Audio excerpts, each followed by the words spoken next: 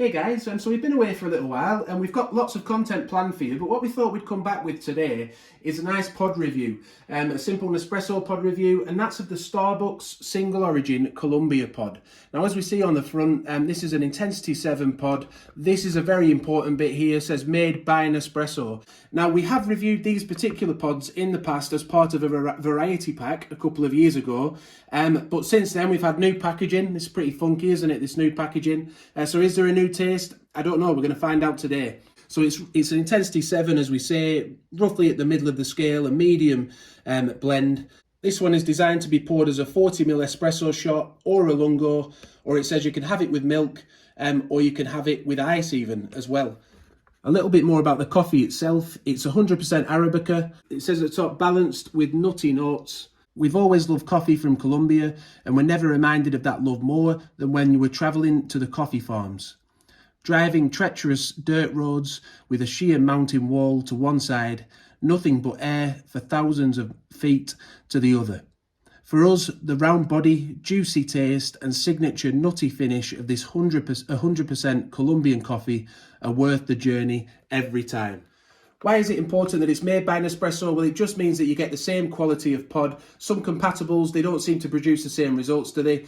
But if you know that it's made by Nespresso, then hopefully we're going to get, well, we will get that same quality of pour, but will it taste as good?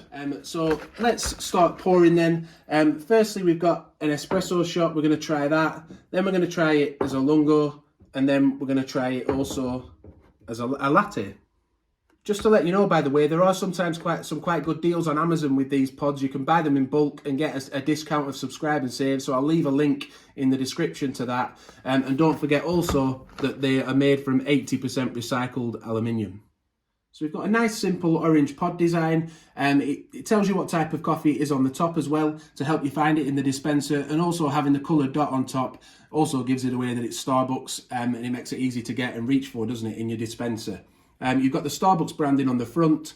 We've got the same firm lid that you get with all the espresso pods, and the design around the rim is also the same to seal it better in the machine. So let's start now with a shot of espresso.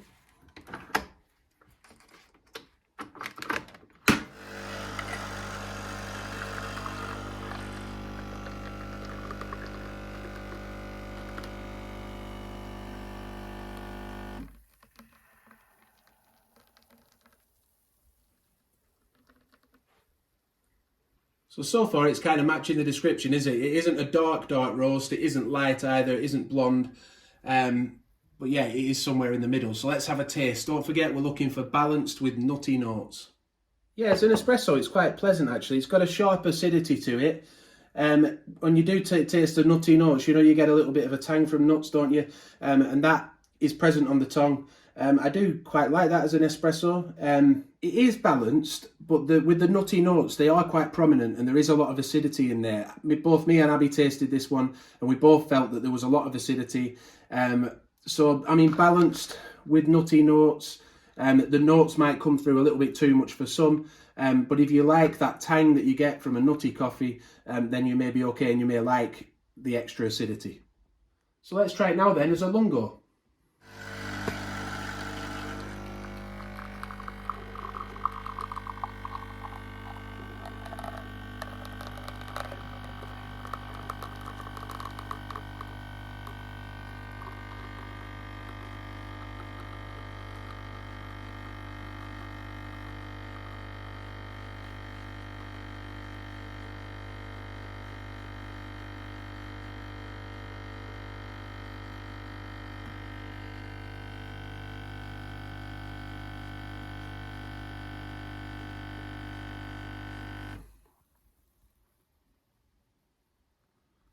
So I have to say that looks very rich and creamy, doesn't it? And the aroma from the espresso, by the way, was very nice. Obviously, it's been diluted a little bit here.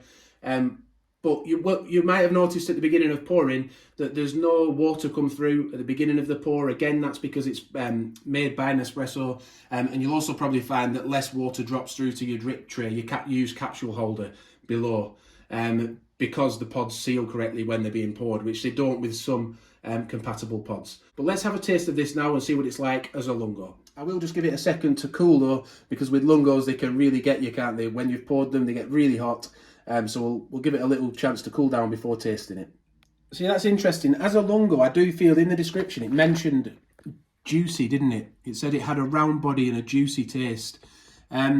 So I think the juiciness starts to come through more in this Lungo than it did in the Espresso. I'm just going to taste it again, actually.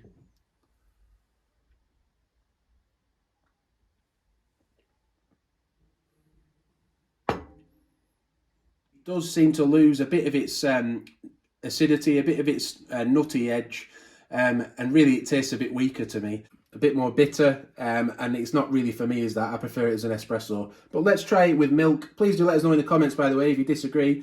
If you like this as a Lungo, please let us know. But we'll try it as a latte now. So if you're a long-time subscriber, as you know, I'll have to have 2 shots with 2 pods in a latte. Abby just asked me, actually, we'll put the first pod in. Abby just asked me, do you want the milk to the top line or the bottom line? And I said I want it to Adam line, which confused her a bit. But I sort of have it somewhere in the middle when I'm having a latte. But yeah, let's see if I've got it right when I pour it out.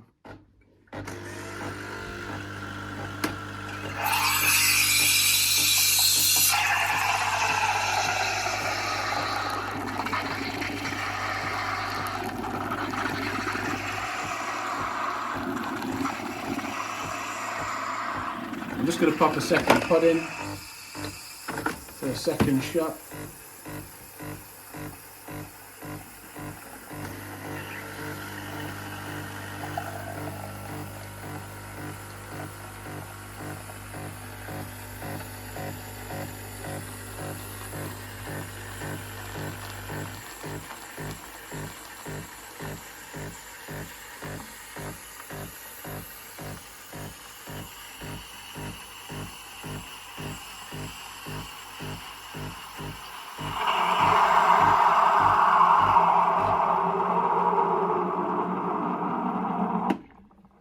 So we'll get this milk poured out then.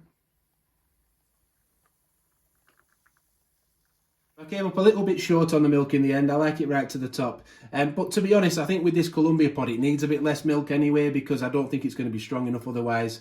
So that looks a nice colour, doesn't it? To me anyway, for a latte, because I like it a bit stronger. But we'll give it a taste and see what it tastes like. Yeah, it's pleasant to drink, but there's just nothing in there that makes me think like, that's so nice, which I do actually get when I have the Nespresso ones, especially the Reviving Origins ones. You know, when they bring those out, we've reviewed those in the past, they seem to have a real nice extra notes in them that just seem to make them taste really good. So would I have this pod as an Espresso? Possibly. You know, if it was there in the dispenser and I just saw it, I probably would pick it up and have it as an Espresso now and then. Would I have it as a Lungo? Probably not. I'd rather go for one of the World Explorations range, which we've reviewed in the past. And would I have it in latte? Again, probably not. I'd pick something else, even the Starbucks Espresso Roast or something, just something that's a little bit stronger, packs a little bit more of a punch, or even has more of a fruity element to it. Just something, maybe the balance in the Colombia just means that I find it a little bit boring personally. But yeah, it's been interesting to try again. I haven't had them for years. Abby accidentally picked them up today. We don't usually buy them. So we thought, what a good idea to do a review again and see how we feel about them a few years on. We've got loads of content on the channel. We've got machine reviews, lots to look at, how-to videos. So do check those playlists out as well. I hope you've enjoyed it. Please do give the video a like if you have. Please leave a comment. We always enjoy reading your comments. And don't forget to subscribe and hit that notification bell. Thanks for watching. And bye for now.